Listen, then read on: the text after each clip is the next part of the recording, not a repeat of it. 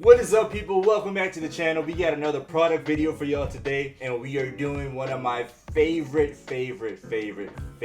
gimbals. I know last time we did my favorite mobile gimbal. This time we're gonna do our favorite DSLR gimbal. Or it could be our mirrorless gimbal. Big boy camera, but let's call it the big boy camera gimbal. So the last one was for like mobile gimbals for your phone or whatnot.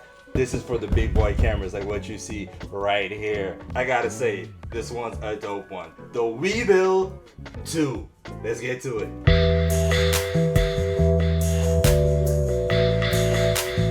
Alright, so we got the gimbal right here, the Weebill 2, which is now my favorite gimbal. Who knows when it'll change, but it's been my favorite for like the past year or so. I've had a lot of gimbals. This one is by far my favorite.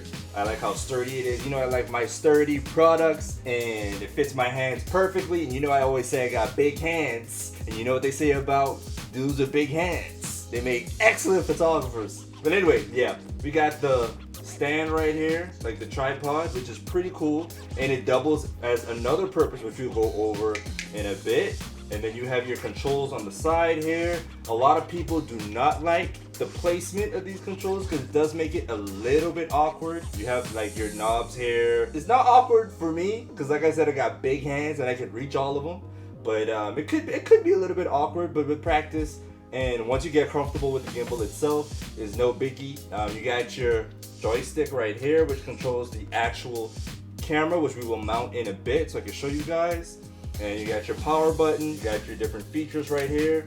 And then another cool feature about this gimbal, boom, boom. You got your full colored LCD monitor right here. It flips out.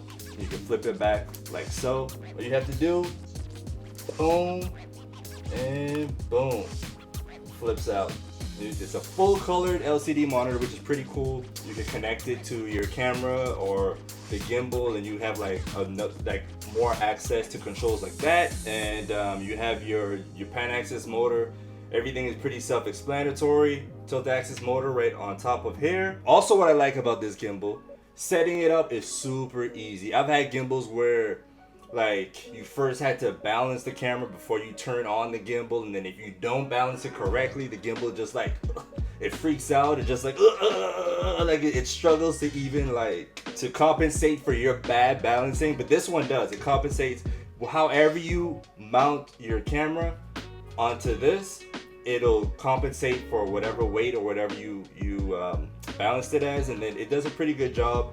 It has to work harder, which then burns your battery, but that's if you balance it incorrectly. I'm sure all of you will learn how to balance it correctly, depending on your camera and the lens. You know, you just balance it to where it's stable.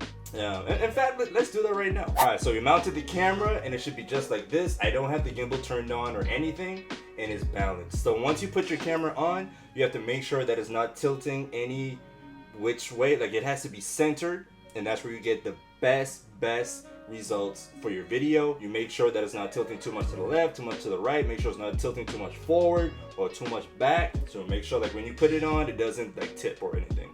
So when you turn the camera on, it doesn't have to work too hard to balance it even further, which is what I love about gimbals. Another thing that I like about this gimbal is it is smooth, man. Like, you don't even feel when it's going up or down, left or right, towards the Y and X axis. It just moves seamlessly, and I love that. When I first used this gimbal, I was like, is it even working? And then I realized that it did move up and it did move down.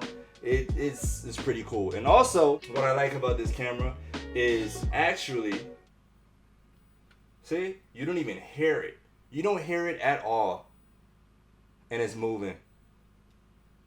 That is cool, bro. What I like about this gimbal, the payload that it can manage, it can handle such heavy cameras. I think it goes up to what, 9 pounds? I'm pretty sure it handles up to 9 pounds, which is a lot. You know, it's a big boy, you know what I'm saying?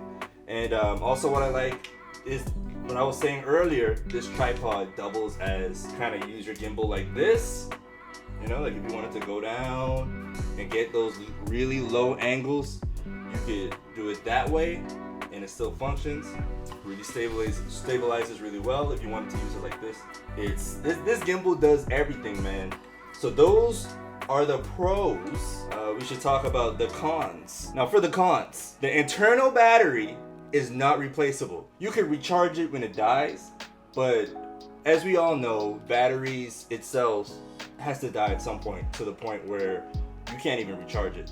So if it's not replaceable, I don't know what you're gonna do with this gimbal. It would be good for decoration maybe, or maybe you could just buy another one. I don't know. They last pretty long. The battery lasts pretty long. I don't know how long you're gonna be using your gimbal, but it hasn't become an issue for me yet. But it's pro could also be its con. The fact that it's durable and it can manage a lot with the payload. It also means that it's heavier than most of its other competitors. If you don't want something heavy, if you're not managing like a huge camera, like this Lumix is pretty big for a mirrorless. You have smaller ones, like if you wanted to use like a Sony Alpha or something like that. If you're managing a camera that's small, maybe you could make do with a smaller gimbal. But yeah, that's also one thing. And another thing is, if you're using a big lens on your camera, the fit is gonna be like super snug. Like what's a big lens? Maybe like a Sigma. Like if you wanted like a Sigma prime lens or something, it'll be pretty snug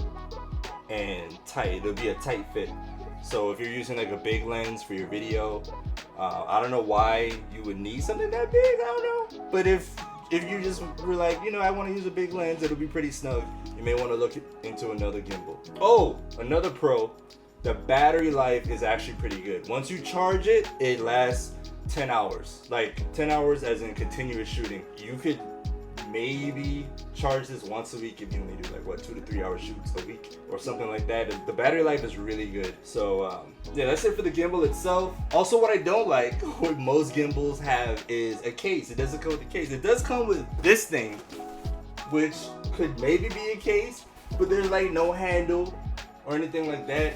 Like once you open it, you have a spot for the gimbal and stuff, but there's no handle. What good is this case? You know what I'm saying? But yeah, for this gimbal is definitely my favorite. It worked wonders for me so far. I get beautiful video. Follow me on IG, by the way, to check out my videos and all my pictures and stuff that I may talk about on this YouTube. But yeah, I love it. It's my favorite gimbal so far, the Weebill 2. But anyway, make sure you like, comment, and subscribe. We are at 5,000 subs right now, 5,000 subscribers. Let's make it to 6K. Let's get on that race to 6K. Let's help the channel grow. I really appreciate y'all. Again, like, comment, subscribe. I'll see y'all in the next one. Peace.